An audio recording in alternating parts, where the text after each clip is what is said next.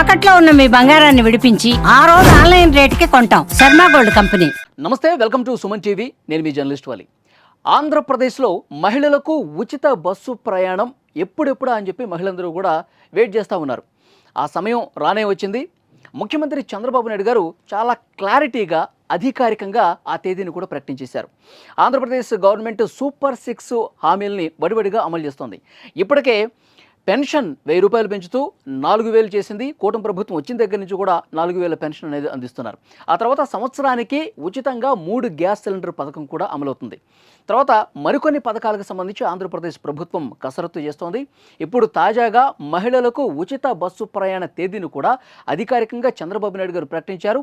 ఆయన కర్నూలులో స్వచ్ఛాంధ్ర స్వర్ణాంధ్ర కార్యక్రమం జరుగుతుంది. అదే వేదిక మీద నుంచి ఆయన అనౌన్స్మెంట్ చేశారు. ఆగస్టు 15 స్వాతంత్ర దినోత్సవం నుంచి ఆంధ్రప్రదేశ్లో మహిళలకు ఉచిత బస్సు సదుపాయం కల్పిస్తామని ముఖ్యమంత్రి చంద్రబాబు ప్రకటించారు. ఈ పథకానికి సంబంధించి యాక్చువల్గా ఎప్పుడో ప్రారంభం కావాల్సి ఉండే, కానీ ఒక కమిటీని కూడా ఏర్పాటు చేశారు. కూటమి ప్రభుత్వం రాగానే ఒక కమిటీని ఏర్పాటు చేసి ఇప్పటికే ఏ ఏ రాష్ట్రాల్లో అయితే ఉచిత బస్సు పథకం అమలవుతుందో అక్కడ పర్యటించి అక్కడ ఈ పథకం ఏ విధంగా అమలవుతుంది, అమలు చేస్తున్నటువంటి ఈ పథకానికి సంబంధించి ఏమైనా అడ్డంకులు ఆటంకాలు ఉన్నాయా, వీటన్నిటి మీద కసరత్తు చేయండి అని చెప్పి ఒక కమిటీని కూడా ఏర్పాటు చేశారు. అందులో భాగంగానే ఆ కమిటీ ఇటు హైదరాబాద్లో కావచ్చు, బెంగళూరులో కావచ్చు, మరికొన్ని చోట్ల అక్కడికి వెళ్ళి అక్కడ ఉన్నటువంటి మంత్రులతో అధికారులతో భేటీ అయి పూర్తిగా కసరత్తు చేశారు. ఆ కమిటీకి సంబంధించిన రిపోర్ట్ కూడా ఆంధ్రప్రదేశ్ ప్రభుత్వానికి అందించారు. ఇప్పటికే ఈ పథకం అనేది అమలు కావాల్సి ఉంది. సంక్రాంతుల నుంచి అమలవుతుందని చెప్పారు, కాలేదు. ఉగాది నుంచి ప్రారంభమవుతుందని చెప్పారు, కాలేదు. కానీ ఇప్పుడు మాత్రం ఒక క్లారిటీ అయితే వచ్చేసింది. ముఖ్యమంత్రి చంద్రబాబు నాయుడు గారు కర్నూలులో చాలా స్పష్టంగా ప్రకటన చేశారు. మహిళలందరికీ కూడా ఆగస్టు 15 స్వాతంత్ర దినోత్సవం నుంచి ఈ పథకం అనేది అమలవుతుంది. ఇప్పటికే ప్రతిపక్షాల నుంచి విమర్శలు వస్తూ ఉన్నాయి.